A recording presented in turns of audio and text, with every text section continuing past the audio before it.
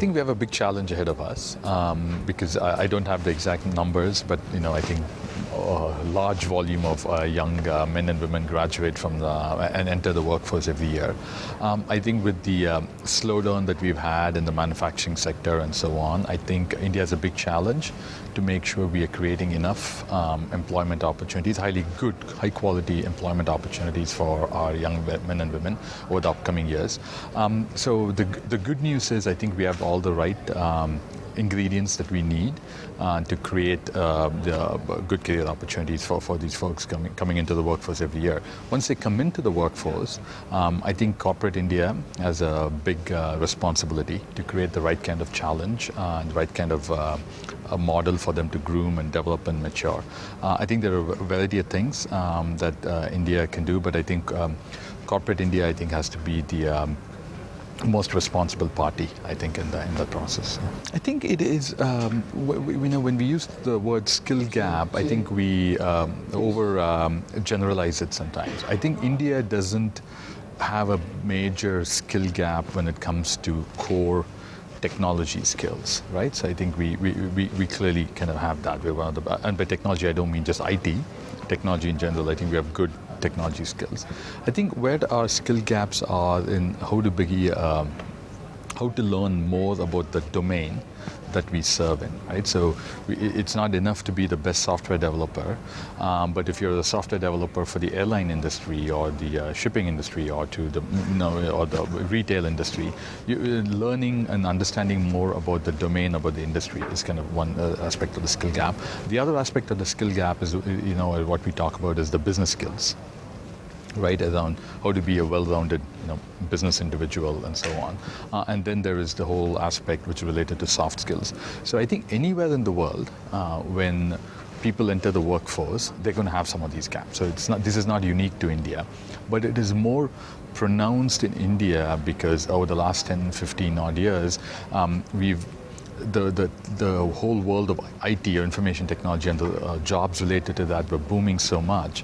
We didn't really have time to focus on those other gaps, and we just kept putting more and more young folks into those roles. And then 10 years later, we're saying, some of those other skills have not been developed. But I don't think it's that unique to India. We perhaps ignored it for a bit longer, but I think it's something which we can definitely fix. I mean, if you look at the top layer and sometimes even the middle layer, some of the leading professionals in the world are from India. So I think we have a great group of people to mentor our young talent. I think there are a couple of things, right? One is from a skill perspective, which we talked about, and second thing is the mindset perspective. In a skill perspective, right, I personally look for people who kind of have the foundational skills, right? Because having some of the advanced technical skills will come with experience, number one, and number two, they change anyway. So anyone who's really good at certain has some deep technical knowledge have to constantly keep reinventing themselves anyway. So I look from a skills perspective, I look for people who understand the foundational skills, right? And the foundational skills could be finance or technology or commerce or marketing or whatever the right skills are. Then I look for someone who has an acumen to learn about the domain or the industry that they're serving in. Then comes the mindset, right? So it's not about the skill that you have, but the mindset that you have. How flexible a person you are, how adaptable a person you are. Because the world of commerce and the world of business is getting very complex, right? It's highly matrix. There's nothing, no one, when you join a company today, no one gives you a standard operating procedure and say you have to do 1, 2, 3, A, B, and C.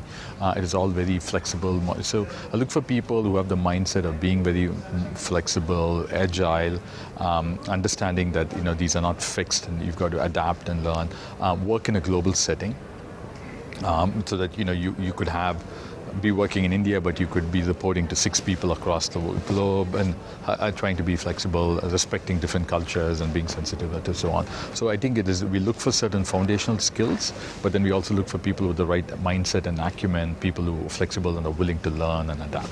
I think people will continue, the services sector will continue to attract talent, right? Because there's demand, right? I mean, people gravitated to a services sector because that's where the demand was. That was just basic law of physics, right? And I think they'll continue because I think our services sector is still growing and booming and whatnot. But I think a couple of changes will happen. One, I think with our new government and with our Prime Minister, in fact, publicly coming out and stating the Make in India campaign, I think the manufacturing sector will start to boom again, I think, in India. We're all very optimistic and hopeful about that. I think will have enough young folks, gravitating towards that area as well. India, I think our natural mindset is well aligned to be a big hub for manufacturing. It's just that there was no demand, and now that hopefully demand will start towards that. I think in the services industry, I think what we will find, especially in the information technology services industry, I think we will find that there's tens of thousands of jobs getting created at the very bottom of the pyramid doing basic technology or basic programming work. That may not be so high, or that may not continue to be so high anymore.